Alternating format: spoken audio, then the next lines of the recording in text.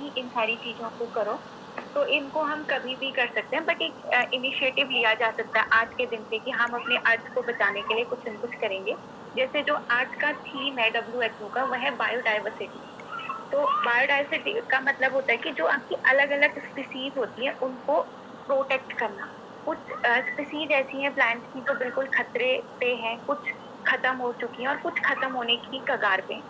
तो हम लोगों का एक प्रयास ये होना चाहिए कि हम अपने अर्थ को किस तरीके से सेव कर सकते हैं। मतलब एक छोटा कंट्रीब्यूशन भी अपने आप में बहुत बड़ा होता है। तो शायद अगर हम लोग अभी कॉलेज में होते तो किसी और तरीके से इस चीज को सेलिब्रेट कर सकते थे, बट ये पॉसिबल नहीं हो पाया। विचारों को शेयर कर सकते हैं और ये पता चलेगा कि हम लोग मतलब क्या सोचते हैं और क्या फील करते हैं। और अभी ये मौका जो दुनिया ने हमें दिया, कोरोना ने हमें सिखाया है कि आखिर में जो है वो नेचर ही है, इसलिए नेचर का ख्याल रखेंगे तो नेचर हमारा ख्याल रखेगा। Thank you. बहुत बहुत धन्यवाद मैडम। आप तो क्योंकि जीव विज्ञान से भी बहुत अच्छी तरीके से जुड़ी हुई हैं, और मुझे ऐसा लगा कि आज से कुछ और इनपुट्स भी आप देंगे मुझे इस संदर्भ में। और हमारे विद्यार्थी इस समय हमारे साथ कई जुड़ चुके हैं, तो मैं कहूँगा कि जो आपने बात कही है कि ये कोई एक दिन की बात नहीं है, ये तो हमारे जीवन में प्रतिदिन प्रतिपल हमें ये कंसर्न दिखाना होगा। हाँ, एक आयोजन के रूप में और एक फॉर्मेलिटी के रूप में भी करना ज़रूरी है। और जैसा कि आपने कहा कि ये पूरा जो चीज़ है, ये इनफॉर्मल रूप से ही हमारे व्यवहार में आ जाना चाहिए कि हम हर समय प्रकृति के प्रति, अपने पर्यावरण के प्रति हमारा जो कंसर्न है वो सीरियस हो। उसमें जिस तरीके की परिस्थितियां आज हम देख रहे हैं, तो अब ये कहने के लिए कोई समय बचा नहीं है कि अब हम कब इसका कंसर्न लेंगे। हमारे साथ संगीता बिष्ट हैं। संगीता बिष्ट से मैं कहूँगा कि वो अपने कुछ दो शब्द अपने अनुभव इस संदर्भ में रखें, और इस चर्चा में जुड़े हुए और जो भी हैं कृपया वो लोग अपना माइक ऑफ रखेंगे। ये जो हम लोगों ने एक प्रैक्टिस सीखी है, इस प्लेटफॉर्म पर हमें ऐसा करना होता है, अदरवाइज दिक्कत आती है। तो संगीता बिष्ट,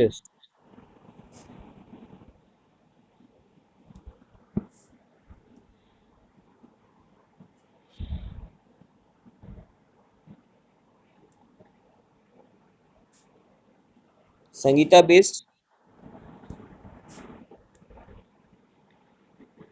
संगीता बिष्ट।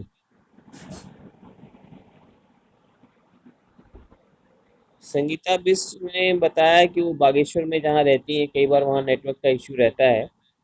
तो अभी मैं किसी अन्य विद्यार्थी को जोड़ने से पहले अल्ताफ सर से कहूँगा कि अल्ताफ सर कुछ थोड़ा सा अपनी बात आप इस संदर्भ में रखेंगे।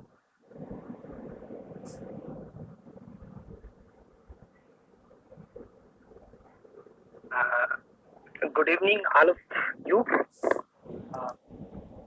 पर्यावरण को लेकर के मुझे थीम का तो नहीं पता, क्योंकि मेरे पास कोई ऐसी जानकारी नहीं कि मैं बायोडाइवर्सिटी आज तक कुछ कर पाऊँ।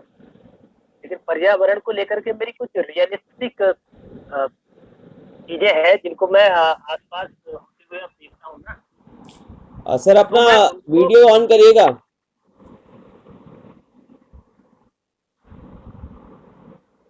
उनको जब मैं अपने आसपास होते हुए देखता हूँ तो बहुत सारी मैं इसको आपको जो है बहुत बता सकता हूँ।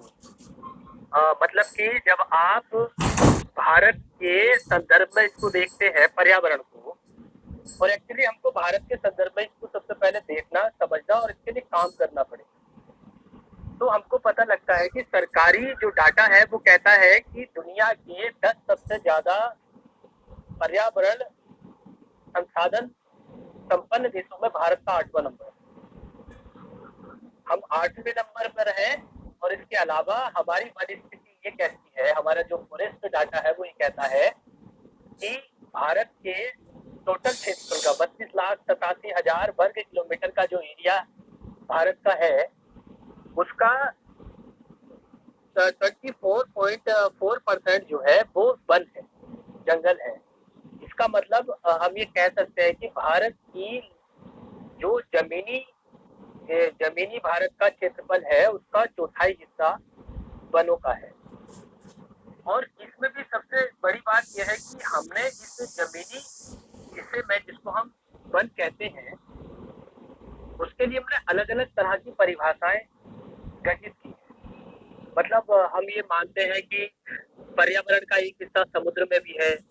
हम ये मानते हैं कि पर्यावरण का एक हिस्सा जो है मरुभूमि में भी है। हम ये मानते हैं कि पर्यावरण का एक हिस्सा जो है आपके जो है नम भूमि पर भी होता है। हम तरह तरह से इसको परिभाषित करते हैं और इसको समझने की कोशिश करते हैं। हम देखते हैं कि भारत में पर्यावरण को लेकर जो चेतना है वो कोई 2019 या 20 से पनपने वाली स्थिति नहीं है, बल्कि सरकारी स्तर पर इस चेतना को बहुत पहले ही समझा जा चुका था। और इस चेतना को समझते हुए जो है शायद 17 सितंबर 1985 में जो है पहली बार जो है हमने राष्ट्रीय वन,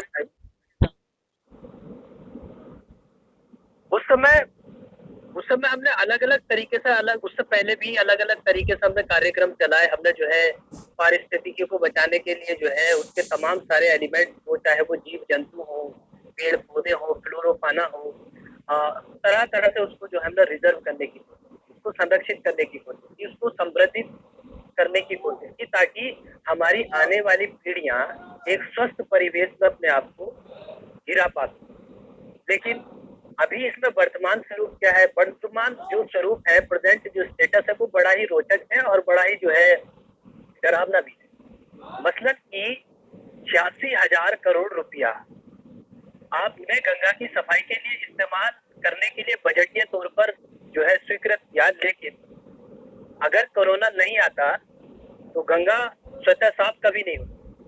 आप देखते हैं कि गंगा की सफाई को आंदोलन में बदल करके कई महात्मा, कई बुद्धिजीवी अपने प्राण त्याग, लेकिन इतना कुछ करने के बाद भी गंगा अब तक साफ नहीं हुई। हालात यहाँ तक बिगड़ गए कि सर्वोच्च न्यायालय को जो है ये कहना पड़ा कि गंगा का स्थान जीवित प्राणी के जैसा ही है। मानव की श्रेणी में गंगा को रखना पड़ा ताकि उससे जो जुड़े संवेदनाएं हैं उनको लेकर के लोग जो है प्रमुखता से सामना। इस कोरोना जो महामारी का दौर है, इस दौर में हमको दिखाई दिया कि भाई गंगा जो है बिना एक पैसा लगाए ही हरिद्वार तक बिल्कुल साफ सुथरा पानी हो चुका है।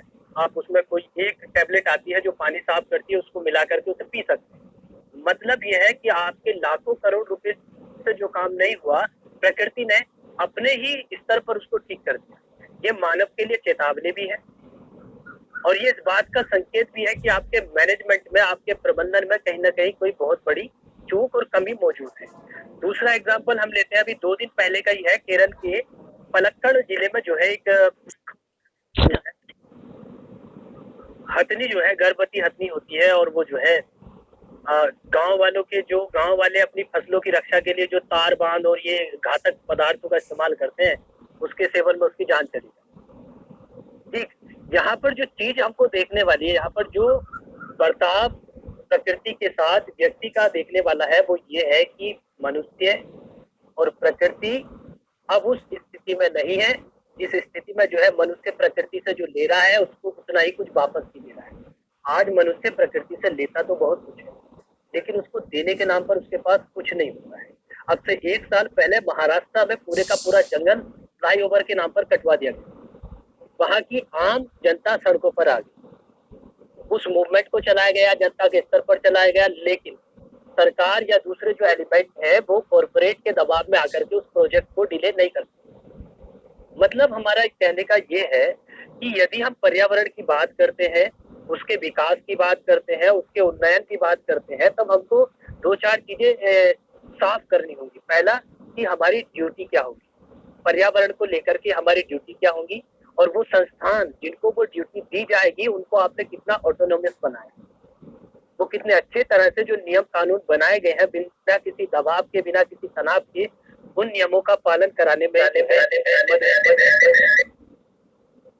इसके अलावा हमको केवल पेड़ पौधे ही नहीं लगाने हैं, बल्कि हमें इस चीज का भी ख्याल रखना है कि किस तरह से परिवेश किस तरह की वनस्पति को सपोर्ट करता है।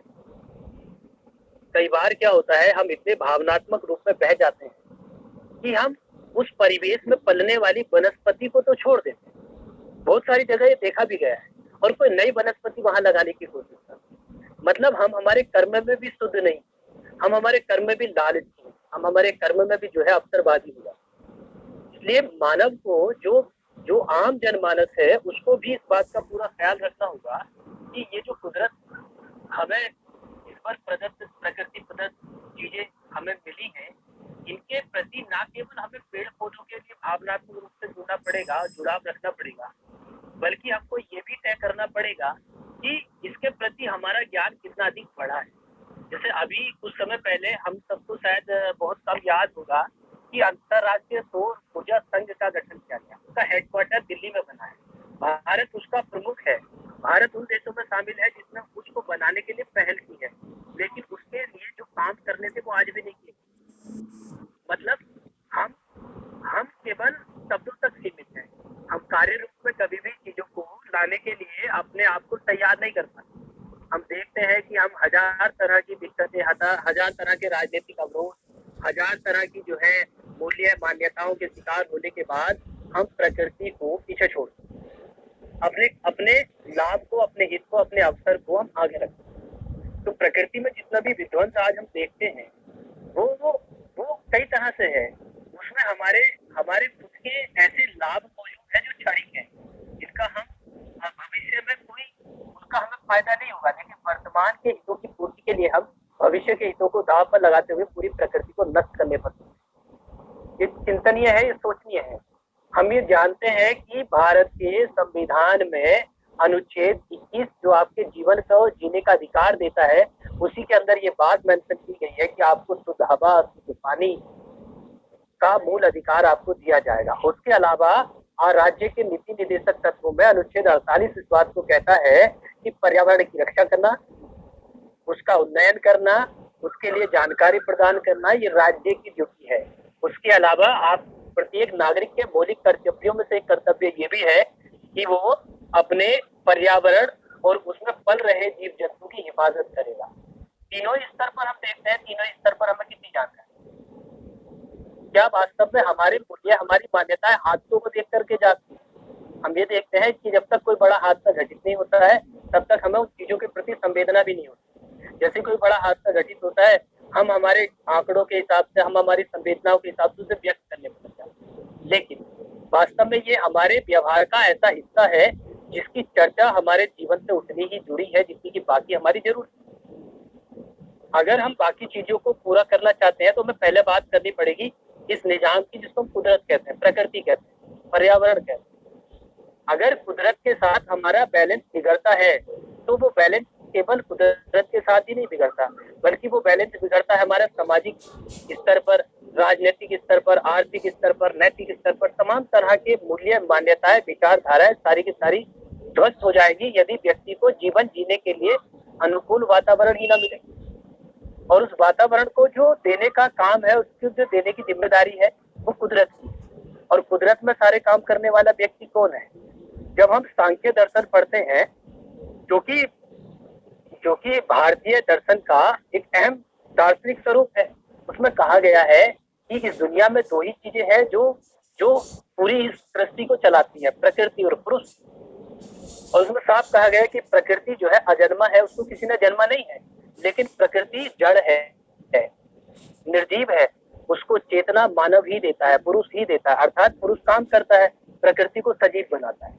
लेकिन आज हम देखते हैं कि उसने प्रकृति की जगह जो है एक आर्टिफिशियल नेचर को खड़ा करने में अपने सारे संसाधन लगा दिए। मसलन अगर उसको गर्मी लगी है तो वो एसी लगाना पसंद करता है, पेड़ नहीं। अगर बारिश नहीं हो रही है तो वो सिल्वर क्लोराइड और कुछ करके जो है कृत्रिम बारिश कराने की बात करता है, पेड़ लगाने की बात नहीं करता है।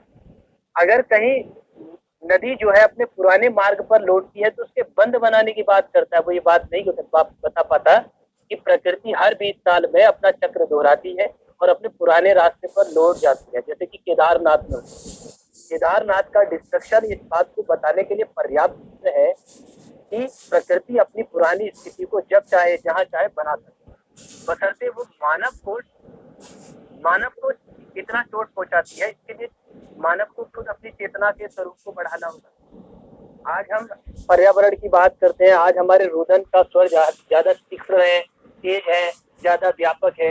क्यों? क्योंकि बीमारी ने हमें घेरा है, बीमारी ने हमें बंद कर दिया है, बीमारी ने हमें खाली समय दिया है जिसमें बैठ करके हम रात दिन सोचते हैं कि ये बीमारी क्यों आई, इस बीमारी के लिए कौन से कारण जिम्मेदार हैं। वास्तव में अगर हम अपने छोटे छोटे कामों को देखेंगे ना, मसलन कि आप देखेंगे कि किसान अपने लाभ को बढ़ाने के लिए खेत में पड़े कूड़े कबाड़े को जला देता है, जिसके परिणाम स्वरूप दिल्ली में जो है धुआं भर जाता है। उसके धुएं को लेकर दिल्ली की जो समस्या है उसके प्रति संवेदनाएं खत्म हो गई। उसको लगता ही नहीं कि दिल्ली के लोग भी उसके इस व्यवहार से पीड़ित हैं। क्षेत्रीय विवाद इतने ज्यादा हैं कि हम पर्यावरण की चिंता ही नहीं करते। हम केवल अपने क्षणिक लाभों को देखते हैं, क्षणिक चीजों को देखते हैं। तमाम सारे रीजन हैं जो ये बताने के लिए पर्याप्त है कि प्रकृति के साथ हमारे संबंध बहुत ज्यादा तीक्ष्ण हो गए हैं, बहुत ज्यादा तीखे हो गए हैं। अगर हम इनको सुधारना ही चाहते हैं तो वास्तव में हमें प्रकृति की सही नॉलेज लेनी होगी।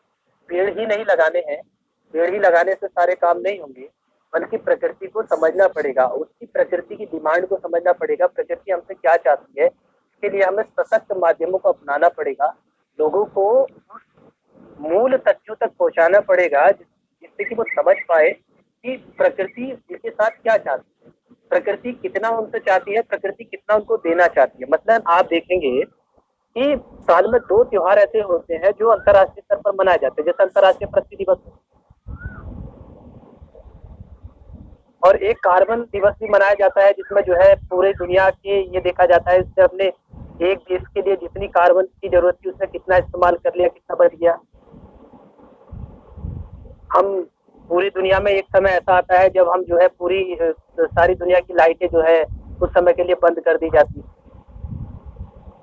मतलब हम हमारे प्रयासों को सांत्वना तक ही सीमित रखना है। हमको वास्तव में वो विकल्प तलाशने पड़ेंगे जो हमें इस मास डिस्ट्रक्शन से बचा पाए। प्रकृति को हमारी जरूरत है या नहीं है ये तो महामारी ने साफ बता दिया, लेकिन इस महामारी ने इतना जरूर बताया कि इंसान बिना प्रकृति के, बिना कुदरत के रह नहीं सकता है। चाहे वो कितने भी अच्छे संसाधन इस्तेमाल कर ले, चाहे वो कितने भी बड़े आर्टिफिशियल सिस्टम को खड़ा कर ले, लेकिन अगर प्रकृति को उसकी जरूरत है या नहीं है, क्योंकि प्रकृति तो निर्जीव है ना, प्रकृति आकर के हमसे नहीं बताएगी मुझे तुम्हारी जरूरत है। लेकिन मानव जो बुद्धिमान है, मानव जो सोचता है, मानव जिसमें चेतना है, उसको जरूर ये बात समझ में आ चुकी है कि बिना प्रकृति के उसका कोई अस्तित्व नहीं। तो इस पर्यावरण दिवस पर हमको इन सारी चीजों पर भी ये विचार करने चाहिए, ये चीज समझनी चाहिए कि कुदरत ने हमको जितना दिया है, क्या वास्तव में हमने कुदरत के साथ उतना ही न्याय किया है।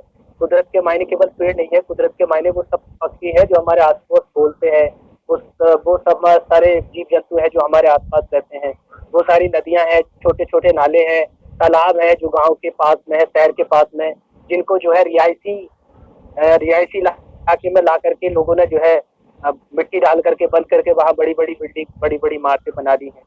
जो कुदरती वाटर नीचे पहुंचाने का सिस्टम था उसको हमने खुद ही ध्वस्त कर दिया। इससे क्या हुआ? सूखा बढ़ गया। इससे क्या हुआ कि जो है जो हमारे आसपास की जैव विविधता थी वो धीरे धीरे नष्ट हो गई। धीरे धीरे जो नहरें, नालियां थी, नाले थे जो पहले कच्चे थे, अभी क्या उनको हमने पक्का कर दिया। पक्का करके हमने कारण बताया कि इसमें पानी का रिसाव कम होगा, लेकिन हम ये भूल गए कि उन नालियों में, उन नालों के आसपास एक प्राकृतिक जो पारिस्थितिक तंत्र था वो भी नष्ट। उसका असर हम अपने आसपास देखते हैं। तो इस पर्यावरण दिवस पर हमें इस चीजों को भी अपनी समझ में लाना चाहिए कि जैव विविधता को बनाए रखने के लिए पर्यावरण पेड़ लगाने से या पर्यावरण जो है एक चीज बनाने से जो है ये पूरा नहीं होगा, बल्कि क्योंकि हम लोग बुद्धिजीवी हैं, हम लोग पढ़ने वाले हैं, हम लोग समाज के बीच में अच्छे से बात रख सकते हैं इसलिए हमें हमारी नॉलेज को भी बढ़ाना चाहिए। हमारे देश के जो प्राकृतिक संसाधन है उनके बारे में भी हमको पता होना चाहिए और इसके अलावा उनको कैसे बचाया जाएगा, कौन कौन सी योजनाएं हम चला रहे हैं, सरकार के द्वारा चलाई जा रही हैं, उन सब के बारे में हमको पता होना चाहिए ताकि हम समय आने पर लोगों को इन्हीं दूसरी मिसालों के द्वारा प्रेरित कर सकें। तो यही मेरा इस पर्यावरण दिवस पर यही मेरी समझ थी जो मैं सोच रहा था, यही बात मैं आप सबसे साझा कर रहा था। अभी मैं स्पीकर जो है जायसवाल जी को देता हूँ। Thank you. बहुत बहुत धन्यवाद अल्ताफ सर। काफ़ी मनन योग्य आपने बिंदु रखे हैं और काफ़ी विचार के लिए आपने। हेलो जायसवाल जी। हाँ जी बोलिए। हाँ, मेरी आवाज़